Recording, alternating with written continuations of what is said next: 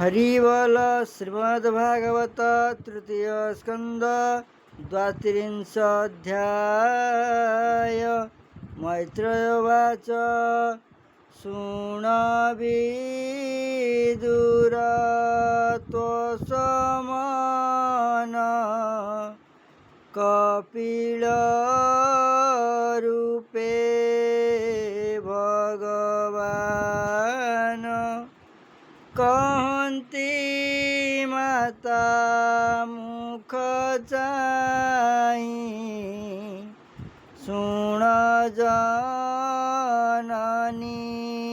मन दे। हरिबल कपिलवाच भो मात शुण सावधाने संशय त्यजी शुद्ध मने प्राणी जातना गति जेते कहली तुम्भर ग्रते कामीर कर्म गति जेते विधि निषेध बेनी मते जे प्राणी गृह धर्मे थाई स्वधर्म नित्य आचरई तही सुसिद्ध कामर्थ एसे भ्रमु थाई व्यर्थ पुनि से धर्म आचरई से धर्मे कामर्थ पाई कामर मूढ़ मति नर कृष्ण भक्ति करे दूर अर्थ संचयी अविरत यज्ञ रे देई थाई चित्त करई यज्ञ अनुष्ठान तही पूजई वेदमान। हरिबल करई यज्ञ अनुष्ठान तही पूजई देवमान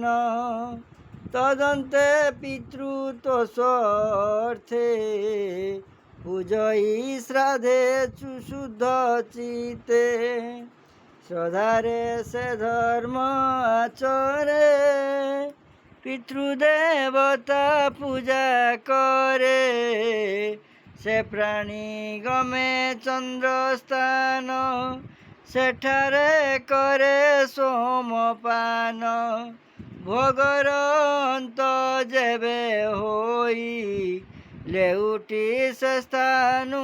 आसई जे काले अनंत सज्जारे विजय हरि समुद्र रे से जोग निद्रा रे शयन सकल चेष्टा करिलीन लय हुअन्ति तिनि लोक ए मधे छन्ति जेते प्राणी से सर्वे तांक देहे थांती से हरि उठिले आसंती काम्य कर्मरु एही गति केबे न जाई गता गति जे प्राणी पंडित हुअन्ति से केबे धर्म न छाड़न्ति करन्ति स्वधर्म आचर संजोग तेजी सर्वठार साधन्ति नाही अर्थ काम देखन्ति सर्व माया भ्रम कर्मादि कृष्णे समर्पन्ति से वेद विधि न छाड़न्ति हुअन्ति शांत धर्मे रत निज धर्म रे श्रद्धा चित्त निवृत्ति धर्म परायण हुअन्ति अहंकारहीन मायारु स्नेह दूर करी कृष्ण भजन प्रिय भरी ए धर्म सत्व गुणमये विशुद्ध चित्त तहु होए एमंत जेवा प्राणी मन तांको प्रणाम मात शुण एमंत जेवा प्राणी मन तांको प्रयाण मात शुण से सूर्य रश्मि द्वारे जानती परम पुरुष लभंती पर पर ईश जेह ए विश्व प्रकृति सही पर पर ईश से जही ए विश्व प्रकृति सही से विश्वमुख नारायण जे करे सर्जन पालन एमंत जेहु भगवान तांकु लभंती भक्त जन से इच्छे मुक्ति लभिबाकु भज हिरण्य गर्भकु से मोक्ष गुण शुण माए कहिबा तुम्भंकु थोकाए बेनी पराध काल अन्ते ब्रह्म प्रलय ए जगते बेनी पराध काल अन्ते ब्रह्म प्रलय ए जगते तावत काल ब्रह्म लोके हिरण्य गर्भर साधके सुखेण विहार करती ब्रह्मार संगे लय जानती भूतादि पंच महाभूत ए दश इंद्रिय सहित पंचवरस अहंकारे ए सर्व ब्रह्मांड आकारे एमंते रहंती प्रधाने परार्ध काल अवसाने से स्थाने जेते जोगी थांती ब्रह्मांक शरीर पसंती आयुष से प्रजापति परम आत्मा रे मिलंती जेणु तांक अभिमान देहरे नहे अवसान एणु साक्षाते मुक्ति नहे ब्रह्मा संगते हंती लये से माने हरिर भकत हरि भजंती अविरत से सर्व हरि कुलवंती देहादि भाव न जानती सम देखती सर्व जीव मित्र मित्र एक भाव एणु भमात हरि भज भोगवासना सर्वतेज ए सर्वभूतंक हृदरे हरि अछंती सर्वठारे तांक महिमा सुमरी मनकु जोगे दृढ़ करी तांकु भजिले तरिव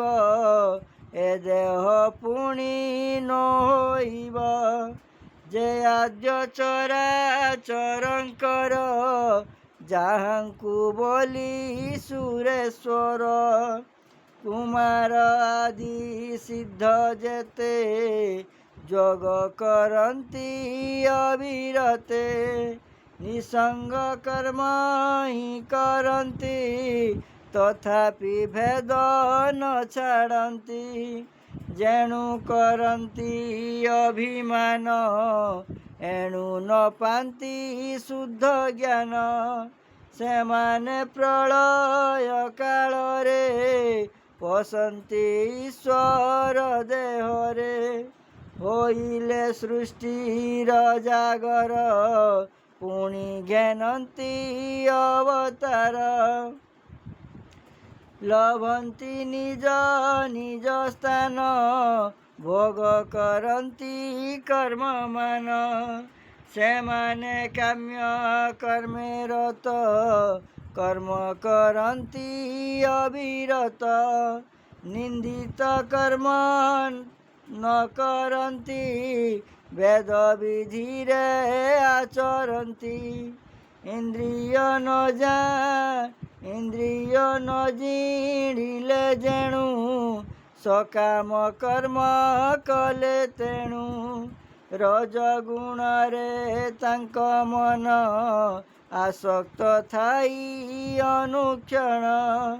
ଗୃହ କର୍ମରେ ହୋଇ ରତ ପିତୃଙ୍କୁ ପୂଜେ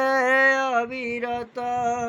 ବିମୁଖ ଶ୍ରୀକୃଷ୍ଣ କଥାରେ ରହନ୍ତି ଗୃହାଦି ବ୍ୟାପାରେ ଛାଡ଼ି ଅମୃତ କୃଷ୍ଣ କଥା ନିତ୍ୟ ଗୁଣନ୍ତି ଗ୍ରାମ୍ୟ ଗାଥା ତାଙ୍କୁ ବିଧାତା ବାମ ହେଲା ବିଅର୍ଥେ ତାଙ୍କ ଜନ୍ମ ଗଲା ସକଳ ଅନର୍ଥ ଯେତେକ ଏକତେ କଲା ଅବିବେକ ଯେସନେ ବିଷ୍ଠା ଭୋଜି ମାନେ ବିଷ୍ଠା ଭକ୍ଷନ୍ତି ହତ ଜ୍ଞାନେ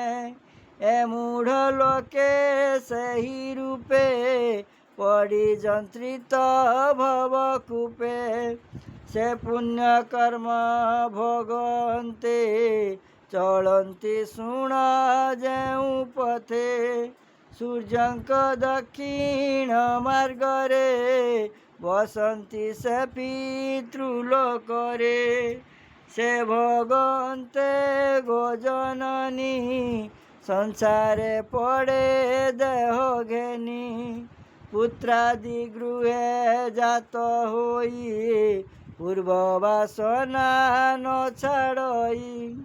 ଗର୍ଭାଧାନ ଆଦି କର୍ମ ଦେହାନ୍ତେ ଶ୍ରମ ସାନ ଧର୍ମ ଏ କର୍ମ ମାନ କରୁଥାନ୍ତି ସଂସାର ଛାଡ଼ି ନ ପାରନ୍ତି ହରି ବୋଲ ଜୟ ଜଗତ କୃପାଳୁ ପ୍ରଭୁ ପରମ ଦୟାଳୁ ନାଥ ନାଥାୟ ଦେବ ଦେବାୟ ଅଜ୍ଞାନୀମାନଙ୍କୁ ଜ୍ଞାନ ଦିଅନ୍ତୁ ପ୍ରଭୁ ଜଗତର ପ୍ରାଣୀ ମଙ୍ଗଳ ବୃଦ୍ଧି କରନ୍ତୁ କୃପା କରନ୍ତୁ କୃପାମୟ କଲ୍ୟାଣ କରନ୍ତୁ କଲ୍ୟାଣମୟ ଗମନ୍ତି ଦେବ ପିତୃସ୍ଥାନ ତହିଁ କରନ୍ତି ଭୋଗମାନ ପୁଣି ଲଭନ୍ତି ନର ଦେହ ଏମନ୍ତେ କାମ୍ୟ କର୍ମ ସ୍ନେହ ଏଣୁ ସୁସ୍ଥିରେ ତୁମ୍ଭେ ମାଏ ମନ ନିବେଶ କୃଷ୍ଣ ପାଏ ଶ୍ରବଣେ ଶୁଣ ତାଙ୍କ ଗୁଣ କୀର୍ତ୍ତନ କର ଅନୁକ୍ଷଣ ସ୍ମରଣ ଅର୍ଚ୍ଚନ ବନ୍ଦନ ଯେ ନବ ଭକ୍ତିର ବିଧାନ ପାଦ ସେବନ ଦାସ୍ୟ ଭାବ ସଖ୍ୟାଦି ଆତ୍ମା ନିବେଦିତ ଏତେ ପ୍ରକାରେ କୃଷ୍ଣ ପାଦେ ଭକତି କର ପ୍ରମାଦେ କୃଷ୍ଣରେ କଲେ ଭକ୍ତି ଯୋଗ ତହୁଁ ଲଭଇ ବୈରାଗ୍ୟ ତେବେ ଲଭିବ ଦିବ୍ୟ ଜ୍ଞାନ ପାଇବ ପରଂ ବ୍ରହ୍ମସ୍ଥାନ ଭକ୍ତିରେ ଚିତ୍ତ ଯେତେବେଳେ ରହି କୃଷ୍ଣ ସୁନିଶ୍ଚଳେ ତେବେ ସେ ବିଷୟ ଛାଡ଼ଇ ପ୍ରିୟ ପ୍ରିୟ ନ ଜାଣଇ ଇନ୍ଦ୍ରିୟ ବୃତ୍ତି ଭେଦ ନୋହି ସମ ବିଷମ ଆର କାହିଁ ଏମନ୍ତ ଭାବ ଜନ୍ମେ ଯେବେ ଦେହେ ଆତ୍ମାକୁ ଦେଖେ ତେବେ ପରମାନନ୍ଦ ସୁଖ ପାଇ ଆନନ୍ଦେ ସଂସାର ଭ୍ରମଇ। ହରିବୋଲ। ଛାଡ଼ଇ ସର୍ବସଙ୍ଗ ମାନ ପରମାନନ୍ଦେ ରହେ ମନ। ସେ ବ୍ରହ୍ମ ପରମ ପୁରୁଷ ରୂପ ବିହୀନ ଦିବ୍ୟ ଜ୍ଞାନ। ସେ ପରମାତ୍ମା ପରମେଶ୍ୱର ତା ନାମ ପରମ ପୁରୁଷ। ସେ ଏକ ନାନା ରୂପ ଧରି ଭ୍ରମେ ଜନ୍ମାଇଛି ସଂସାରେ। ଯୋଗୀଙ୍କ ଯୋଗ ସାଧ ଏଇ ଏକାନ୍ତେ ସଙ୍ଗ ଯେ ଛାଡ଼ଇ ପରମ ପଦ ଲଭେ ତେବେ ତା ବିନୁ ଭ୍ରମୁ ଥାଇ ଭବେ। ବ୍ରହ୍ମ ନିର୍ଗୁଣ ନିରାକାର କେବଳ ଜ୍ଞାନ ରୂପ ତାର। ଶବ୍ଦାଦି ଧର୍ମ ଯାର ମାଏ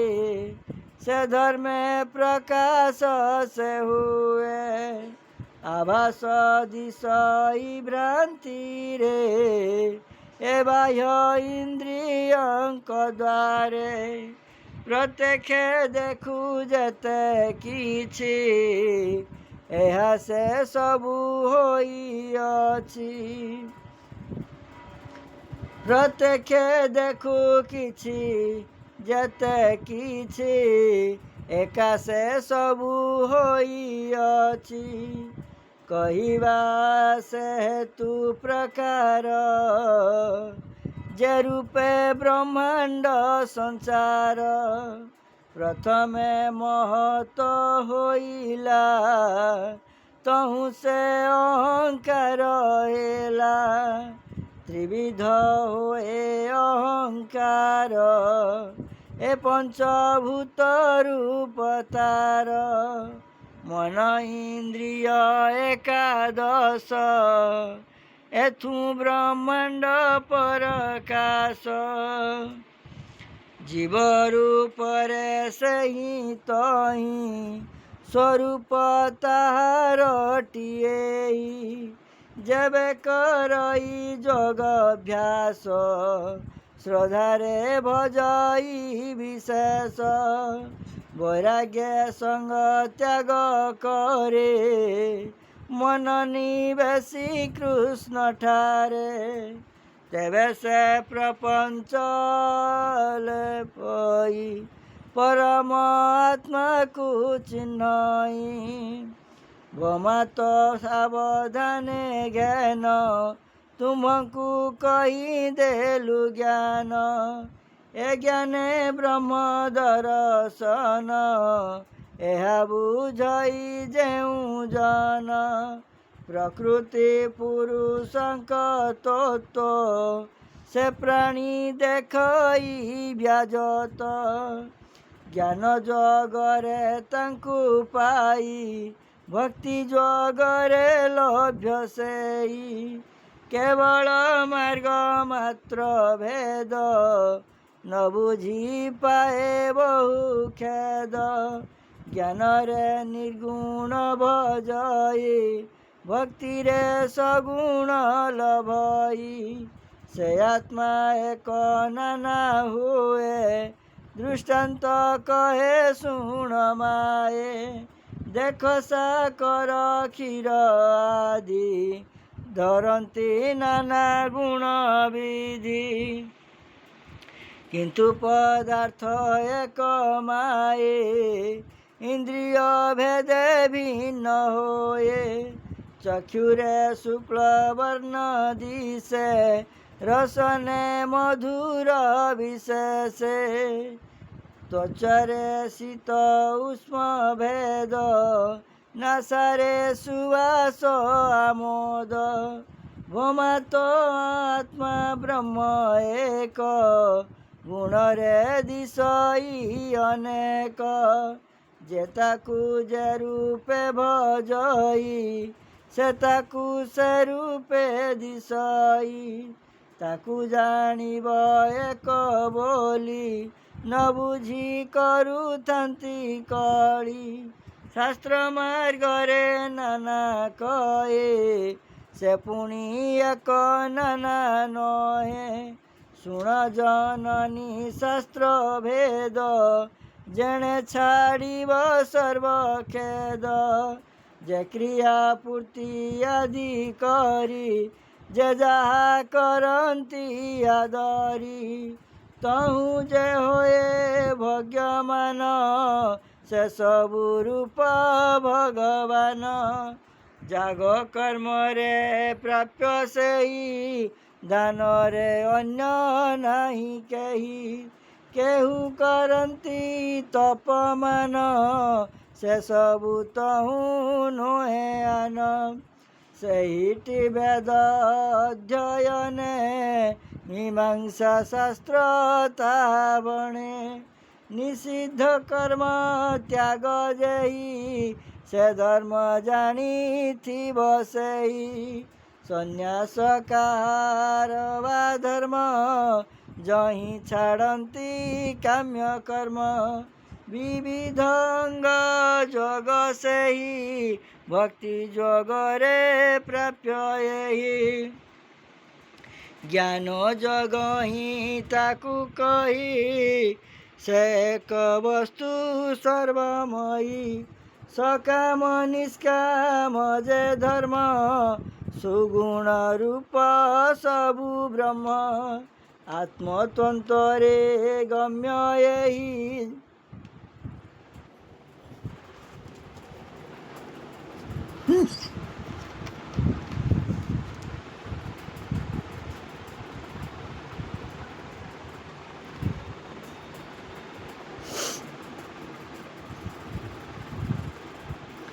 ଆତ୍ମତତ୍ୱରେ ଗମ୍ୟ ଏହି ବୈରାଗ୍ୟ ଧର୍ମେ ତାକୁ ପାଇ ଏମନ୍ତେ ନାନା ଶାସ୍ତ୍ର ମତେ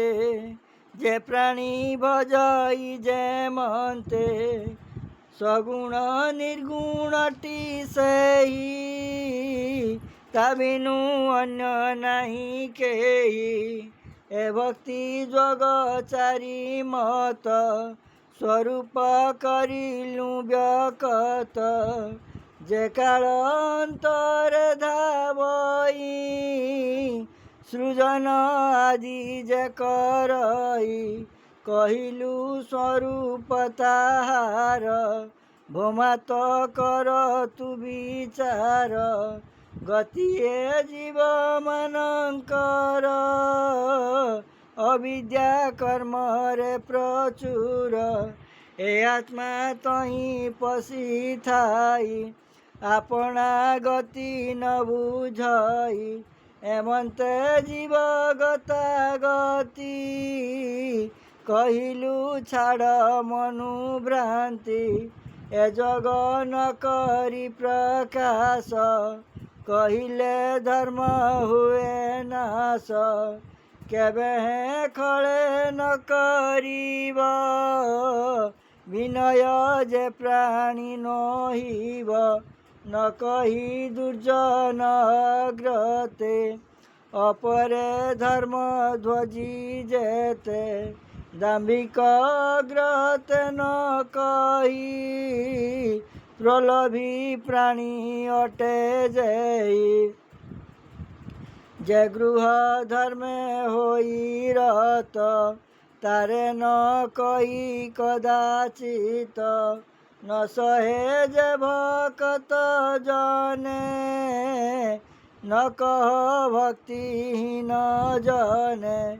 ଏମନ୍ତ ଲୋକେ ନ କହିବ ଗର୍ବିତ ଭାବ ଯାର ଥିବ ମୋ ଭକ୍ତିହୀନ ନ କହିବ ମୋ ଭକ୍ତେ ଯଶ ଯାର ଥିବ ଯାହାର ଶ୍ରଦ୍ଧା ଏଥିଥିବ ତାହାକୁ ଏ ମାର୍ଗ କହିବ। ଭକତ ଜନେ ଏହା କହି ଯେ ଭକ୍ତ ଜନରେ ସେବଇ ଯେ ପ୍ରାଣୀ ଏଥେ ସ୍ପୃହା করে এ ধর্ম কহিবা তাহারে যে প্রাণী সর্বভূতে মিত্র তাহাকু কহিয়ে চরিত যে প্রাণী গুরুଙ୍କୁ সেবই এ দীক্ষা তারে শিক্ষা দেই বিষয়ে বৈরাগ্য যাহার যে প্রাণী শান্ত চিত্ত ধীর যে প্রাণী হয়ে নির্মস্তর বিনীত সূচি নিরন্তর প্রিয়ମାନଙ୍କ অতি প্রিয় করই মোর ঠারে স্নেহ এমন্ত প্রাণী কি কহিব অধর্ম ঠারে লুচাইব। শ্রদ্ধারে যে শুଣନ୍ତି অথবা আদরে ভণନ୍ତି মোহর পদবী ସେ ପାଏ ସତ୍ୟ କହିଲୁ ଏହା ମାଏ। ତୃତୀୟ ସ୍କନ୍ଧେ ଭାଗବତ କପିଳ ମୁନି ଯୋଗ ଖ୍ୟାତ ମାତାଙ୍କୁ ଦେଲେ ଜ୍ଞାନ ବାଣୀ ସୁଜନେ ତୋର ଏହା ଶୁଣି କର୍ମ ବିପାକ ପ୍ରାଣୀଙ୍କର ଦ୍ୱାତ୍ରିଂଶ ଅଧ୍ୟାୟ ସଂସାର ଶ୍ରବଣ କର ସାଧୁ ଜନେ ବ୍ରାହ୍ମଣ ଜଗନ୍ନାଥ ଭଣେ। ହରି ବୋଲ। इति श्रीमद्भागवते महापुराणे परमहंस्यां संहितायां तृतीयस्कन्धे कपिलोपाख्याने 32 अध्याय।